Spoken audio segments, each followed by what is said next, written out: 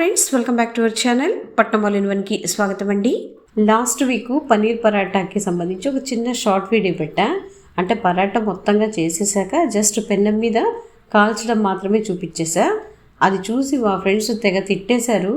ఏంటి పన్నీర్ పరాటా చేసేసుకొని పెన్నం మీద అలా వేసి కాల్చేసుకొని తినేస్తే ఉరిస్తున్నావా ఏంటి, మొత్తం రెసిపీ పెట్టచ్చు కదా అన్నారు.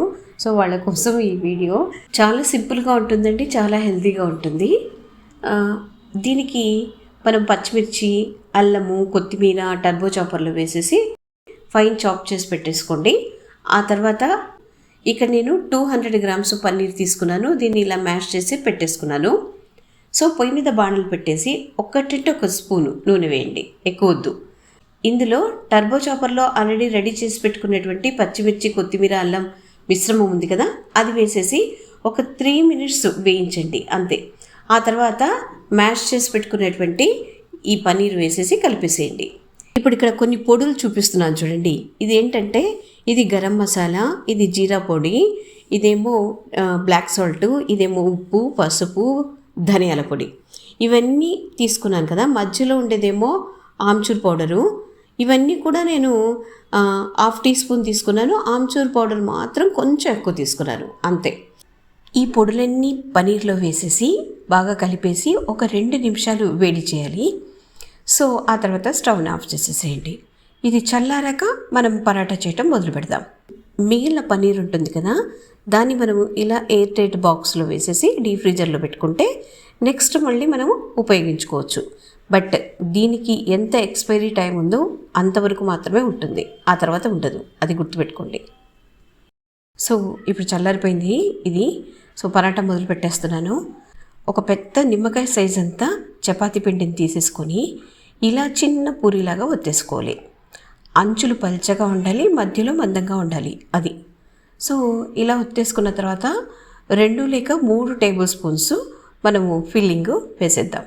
నేను ఫిల్లింగ్ కొంచెం ఎక్కువగానే వేస్తున్నానండి పన్నీర్ని, ఎందుకంటే నాకు చాలా ఇష్టము, టేస్ట్ కూడా చాలా బాగుంటుంది. సో ఇలా ఫిల్లింగ్ని ఎక్కువ వేసినప్పుడు దీన్ని క్లోజ్ చేయడము కొంచెం కేర్ఫుల్గా చేయాలి.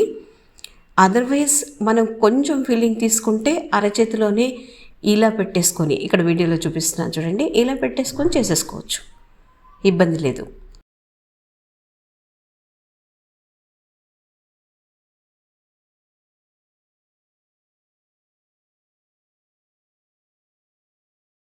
కానీ ఫిల్లింగ్ ఎక్కువ పెట్టినప్పుడు మాత్రం ఇలా పీట మీదనే కొంచెం పెద్దగా చేసేసుకొని ఇందులో ఎక్కువ పెట్టేసి ఇలా కేర్ఫుల్గా దీన్ని క్లోజ్ చేసేసేయాలి.